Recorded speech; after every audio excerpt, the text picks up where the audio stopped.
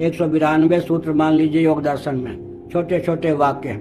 आजकल जो देश विदेश में ये 50 वर्षों की अवधि में विख्यात योगी हुए हैं, 2-4 सूत्र के आधार पर ही वो प्रशस्त हो गए। अब कहीं 192 सूत्रों का कोई विशेषज्ञ योगी निकले और वो प्रचार भी करे तो कितनी चमत्कृति उसके जीवन में होगी, कितना व्यक्ति प्रभावित होंगे।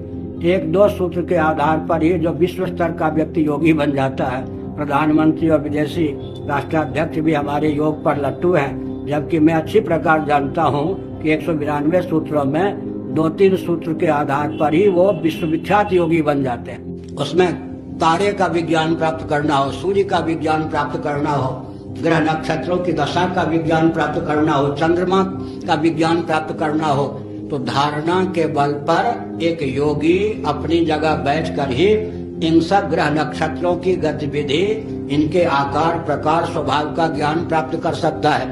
यम नियम आसन प्राणायाम प्रत्याहार धारणा ध्यान समाधि। यम अहिंसा सत्य अस्तेय ब्रह्मचर्य परिग्रह, 5 कर्मेंद्रियों को संयत रखने की भावना से पंच यम का पालन, 5 ज्ञानेंद्रियों को संयत रखने की भावना से 5 नियम का पालन।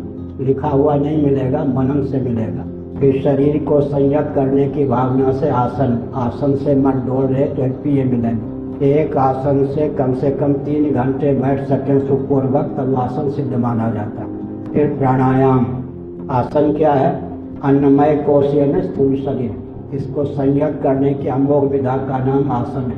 कोश की दृष्टि से फिर प्राणमय कोश, प्राणमय कोश को संयत करने की दृष्टि से लय और विक्षेप क्यों समझे? लय और विक्षेप से विहीन जीवन, उसी का नाम योग हो जाता। लय में जीवन का विनियोग न हो, विक्षेप में जीवन का विनियोग न हो, अज्ञानकृत आवरण के भंग करने का अवसर प्राप्त हो, मार्ग प्रशस्त, उसका नाम योग है।